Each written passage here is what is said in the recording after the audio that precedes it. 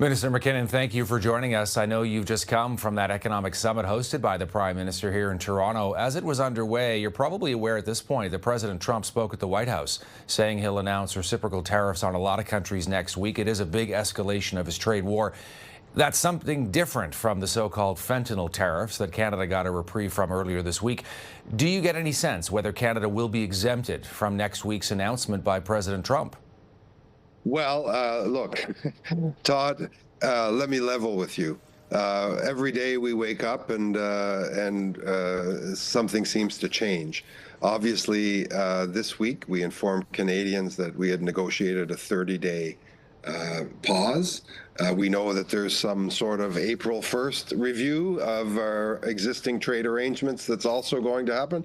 So those two dates are the dates that we have marked on the calendar. But this seems to be a moving target, Todd. And one thing that you can be sure of, though, that should something happen, and we're obviously plan A is to ensure that nothing happens, both in the interests of Canada and in the interests of the U.S., we believe. But should Plan B occur, Canada is ready. As we've reassured Canadians many times, I, as Minister of Employment, am ready to support Canada and Canadian workers, and we'll be ready as a government to react if those things should happen. It's hard to follow. It's very confusing, and if people want to follow this hour by hour, Todd, I know that it can generate an awful lot of anxiety. But just understand, I think it's important that your viewers understand one thing. This government is activated on every front. We are Team Canada, premiers, diplomats, union leaders, business people. I get calls from all over this continent, Todd, of people engaged in this issue, and we're going to keep right on rolling and protect Canadians and Canada the best we can. You are the Minister of Employment Labour. If a 25% tariff were to be applied to all Canadian exports, would that necessitate a big benefit, a stimulus for Canadians affected, like we saw during COVID-19 with the CERB program? Well, look, it would be a very different kind of economic impact. It would obviously not be a positive impact on Canadian businesses, Canadian workers. And so we're ready with a tailor-made package, first to protect long tenured workers and trade exposed businesses, manufacturing businesses. I know we've all heard the sectors that we think are that may be particularly vulnerable, where those ties are long-standing and very important between us and the United States, the most integrated. So we would have a series of supports ready to roll out on demand if this should occur. Again, I want to stress, our first job is to make sure it does not occur. But if it does, Canada has a strategic advantage, Todd. We have a better social safety net than the U.S. So the auto worker in Michigan or the farmer in Iowa cannot count on the kind of solidarity and supports that we have as automatic stabilizers in this country. And you can bet that we'll be there to make sure that we protect Canadians and Canadian workers.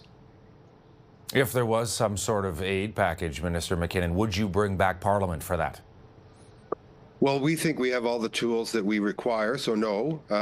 We have a plan that is ready to go that is developed within the existing capabilities of myself as Minister of Employment and the Government of Canada. So we wouldn't wait. I don't think we need to be told that we need to be there for Canadian workers.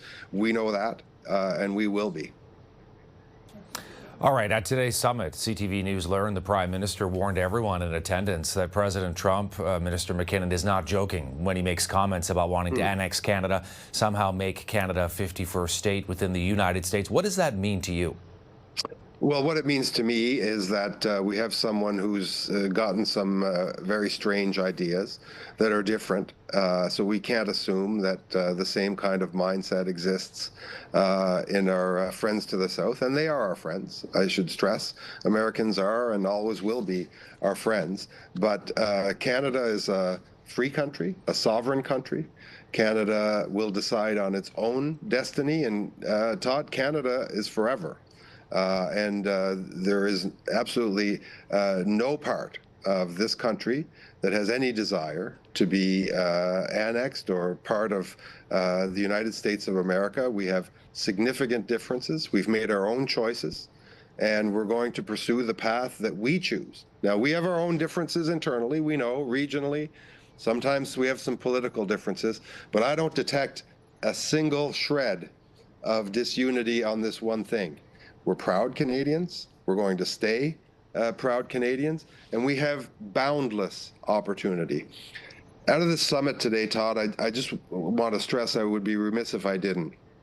The opportunity and optimism that came out of this group of Canadian business people, of Canadian labor leaders, Canadians from all walks of life who are making recommendations.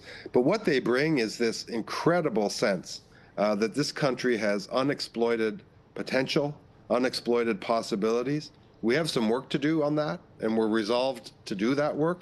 But once we get that work done, this country has the most promising future that it is possible to imagine. We have everything we need to succeed. That includes one of the world's most educated and capable and skilled workforces, natural resources. We have everything we need between our hands, and we now have to make the choices for growth.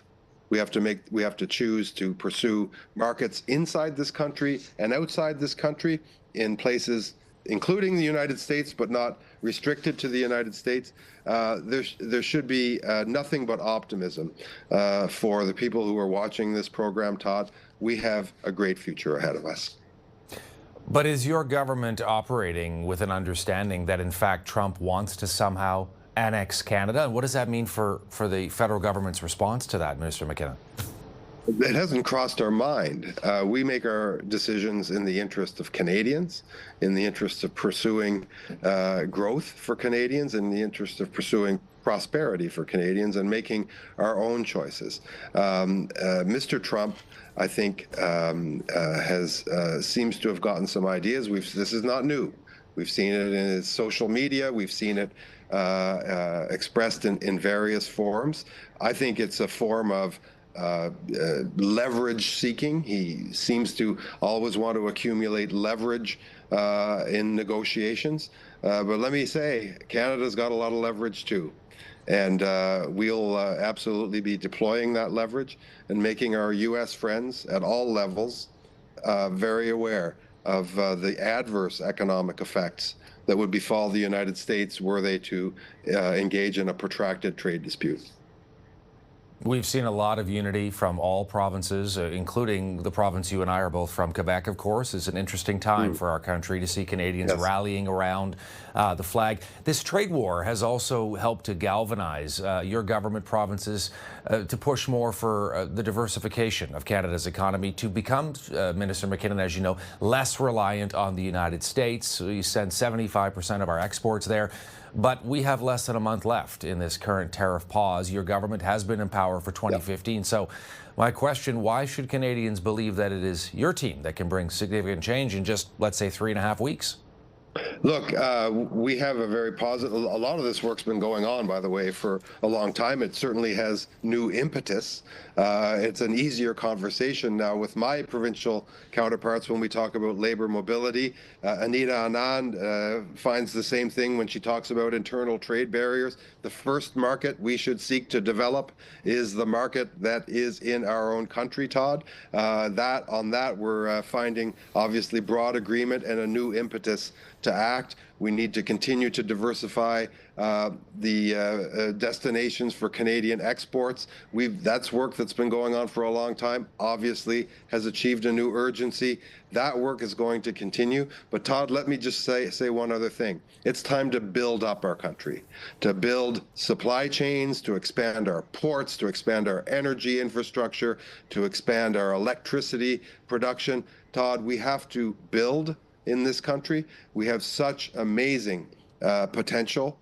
We have some of the largest pension funds in the world who are looking for projects in which to invest. This country has boundless potential, and I know that we're very, very eager to get on with reaching that potential.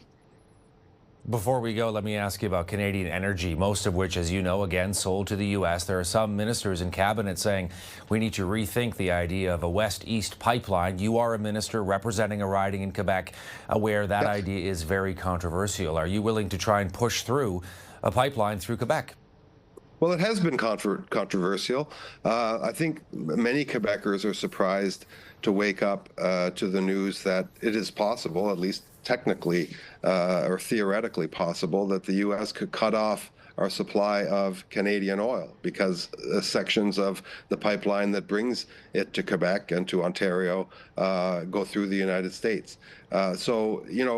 Minister Wilkinson has expressed that we need to at least take another look at that. We need to be self-sufficient in our country. We have petrochemical industries and other industries that can benefit from these things. We have to at least take another second long look at that kind of infrastructure. But more generally, my earlier comment remains. We need to build up our infrastructure of all kinds. We need better electric grids. We need more power generation, clean energy coming from Canada, hydroelectricity, in some cases nuclear energy. Todd, we have to build up our ability to supply ourselves and to be resilient. If that involves taking a look at some things that may not have had success in the past, then so be it.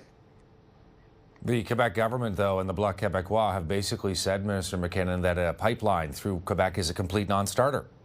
Well, the Bloc Québécois doesn't run a darn thing, Todd.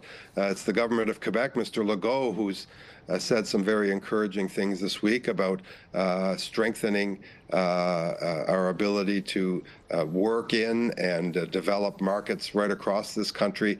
That's the kind of partnership that we're looking for. I know Mr. Legault is thinking many of these things as well. We have to develop ourselves economically in Quebec, and we have to do that right across this country. The Bloc Québécois will never exercise power in this country and will never achieve their main project, which is to separate Quebec from Canada and leave a French-speaking island in a sea of North America. That is an absurd project, just as absurd, Todd, as putting 25% tariffs on Canadian exports. Steve MacKinnon is Canada's employment minister, joining us today from Toronto. Minister MacKinnon, always great to have you with us on Power Play. Thank you for your time. Such a pleasure. Thank you, Todd.